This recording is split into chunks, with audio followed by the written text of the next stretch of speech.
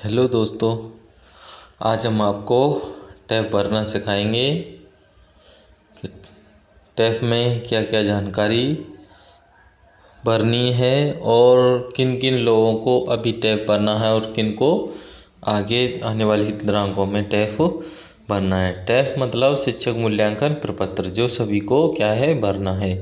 आइए सबसे पहले हम क्या है क्रोम खोल लेना है। क्रोम खोलने के बाद हमें टाइप करना है साला दर्पण। साला दर्पण पे आप टाइप करके अब कुछ भी, जैसे साला दर्पण भी खोल सकते हैं या स्टाफ लॉगिन भी टाइप कर सकते सीधे।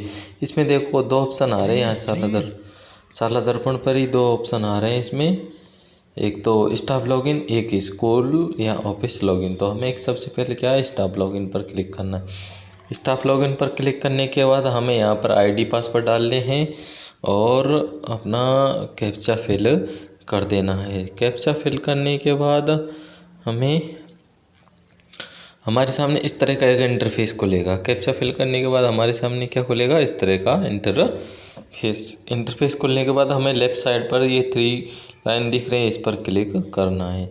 3 लाइन्स पर क्लिक करने के बाद सबसे पहले हमें क्या है जूम करना है। अगर आप फ़ोन में चला रहे हो तो इसको डेस्कटॉप मोड पर कर लेना।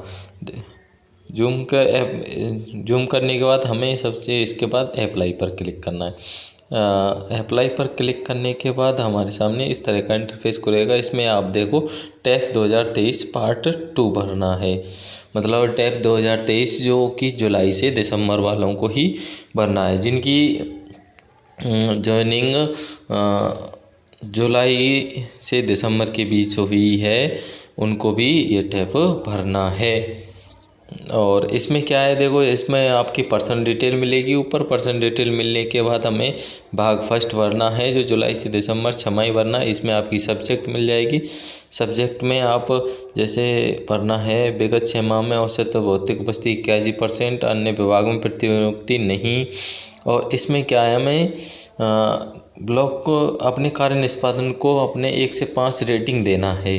जैसे ये क्या है, शिक्षक मूल्यांकन प्रपत्र हर 6 महीने में भरा जाता है, मतलब साल में 2 बार इसको भरना ज़रूरी है। और इसके बाद व्यावसायिक शिक्षा और वृद्धि पर भी क्लिक करके आप इनके भी टोटल भर सकते हो।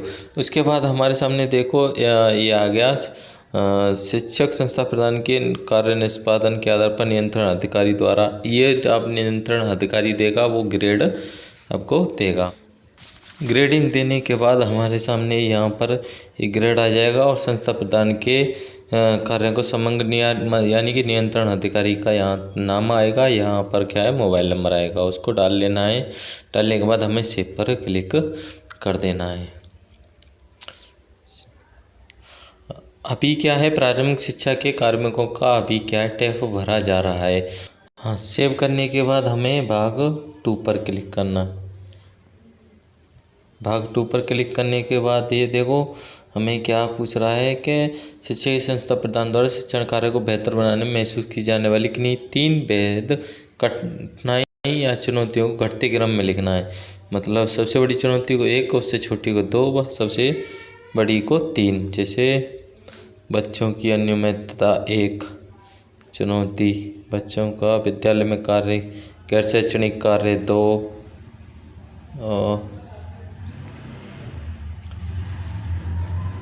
और जैसे अन्य कई भी काम आ जाते हैं वो भी 3। इसके बाद हमें देखो 1.7 में शिक्षक संस्था प्रदान द्वारा जिन प्रशिक्षणों की आवश्यकता है उसको हमें घटते क्रम में लिखना है। जैसे सबसे को कैरियर मार्गदर्शन, बुनियादी साक्षरता, समग्र शिक्षा संचालित, जैसे व्यक्तित्व विकास या शिक्षण कौशल की। तीसरा व्यक्तित्व विकास। ये सारी चीज़ें भरने के बाद आप इन पर टिक करना है चेक बॉक्स पर। टेक्स्ट बॉक्स पर टिक करने के बाद हमें सबमिट पर क्लिक करना है।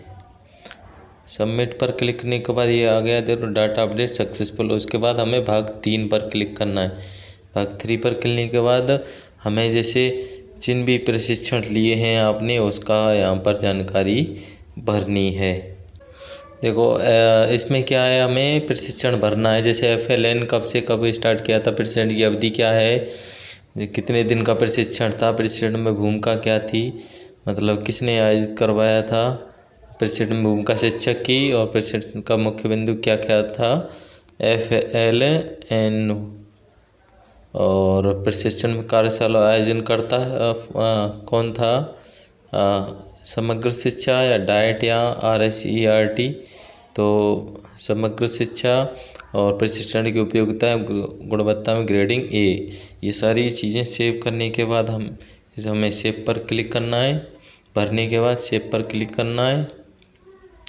सेव पर क्लिक, अगर आपकी कोई भी और मतलब ट्रेनिंग है वो भी आप भर सकते हो। उसके बाद हमें कंप्यूटर प्रशिक्षण प्राप्त किया है नहीं पर, और इसमें आपको देखो कृपया पाठ्य पुस्तक प्रशिक्षण विभागीय प्रकार की कार्यशैली के संबंध अपने कार्य निष्पादन हेतु ये रेटिंग देना है 1 से 5 तक हमें अपने कार्य के लिए।